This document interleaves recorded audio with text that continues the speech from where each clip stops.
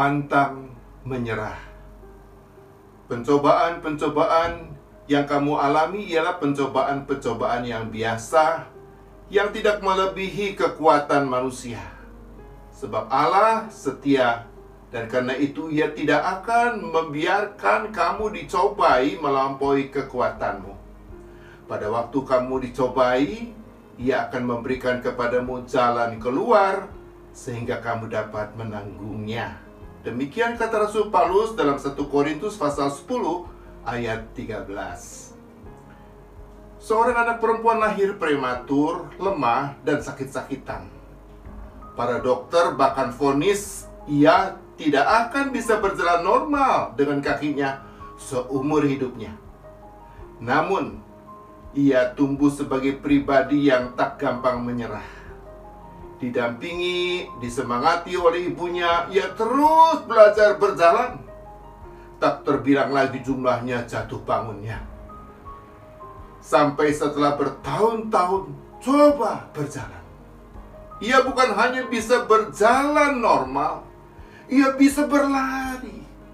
Dan ia bisa memenangkan 3 medali emas untuk cabang olahraga lari di Olimpiade di Roma tahun 1960. Dia yang tak kenal menyerah itu dikenal dengan nama Wilma Rudolph. Tuhan selalu punya rencana yang indah yang Ia mau kerjakan di dalam hidup kita. Sampai rencana indahnya terwujud nyata dalam hidup kita, Tuhan ingin kita bekerja sama dengannya untuk mewujudkannya dengan sikap pantang menyerah. Mengapa kita selalu perlu bersikap pantang menyerah? Alasan pertama, pencobaan itu bagian dari kehidupan setiap orang. Dalam dunia ini sangat mungkin ada cukup banyak anak yang lahir dalam kondisi seperti Wilma Rudolph, yaitu lahir prematur, lemah, dan sakit-sakitan. Tapi sangat sedikit jumlahnya kalau bukan satu-satunya yang akhirnya menjadi seperti Wilma Rudolph. Mengapa? Sebab untuk menjadi seorang seperti Wilma Rudolph diperlukan sikap pantang menyerah untuk berusaha dan berusaha terus. Tidak ada seorang pun dalam hidup ini, termasuk kita orang Kristen, yang Tuhan kecualikan dari pencobaan. Karena itu Rasul Paulus menyebut pencobaan itu sebagai pencobaan yang biasa. Di tengah pandemi COVID-19 yang bisa dirasakan semua orang sebagai pencobaan, dengan segala dampak buruknya, kita dipanggil oleh Tuhan untuk bersikap pantang menyerah.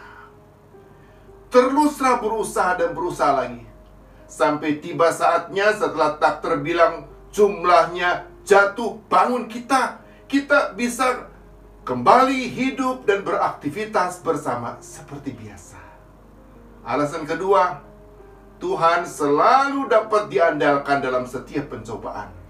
Dalam setiap pencobaan, memang hanya ada 2 kemungkinan yang bisa terjadi, yaitu pertama, kita menyerah kalah terhadap pencobaan, atau yang kedua, kita mengalahkan pencobaan. Bila hanya dengan kekuatan diri sendiri yang selalu ada batasnya, kita selalu bisa menyerah terhadap pencobaan yang kita alami. Tapi bila kita mengandalkan Tuhan dan kekuatannya, kita selalu bisa mengalahkan setiap pencobaan yang kita hadapi. Tuhan mampu beri jalan keluar dari setiap pencobaan yang kita hadapi, kita alami, sehingga kita dapat menanggung dan mengatasinya. Begitu kata Rasul Paulus dalam 1 Korintus 10 ayat 13c. Wilma Rudolph diberi kekuatan oleh Tuhan, teristimewa lewat ibunya yang selalu mendampingi dan menyemangati dirinya. Pada masa pandemi ini, Tuhan juga mau dan bisa pakai kita satu sama lain untuk saling menguatkan, saling menolong, sehingga pencobaan-pencobaan apapun yang kita alami, kita bisa menanggungnya, kita bisa mengatasinya. Pada akhirnya, mari dengan sikap pantang menyerah dan bersama dengan Tuhan, serta bersama dengan saudara-saudara seiman, kita hadapi berbagai pencobaan pada masa pandemi ini. Dan biarlah kita semua menang pada akhirnya. Amin.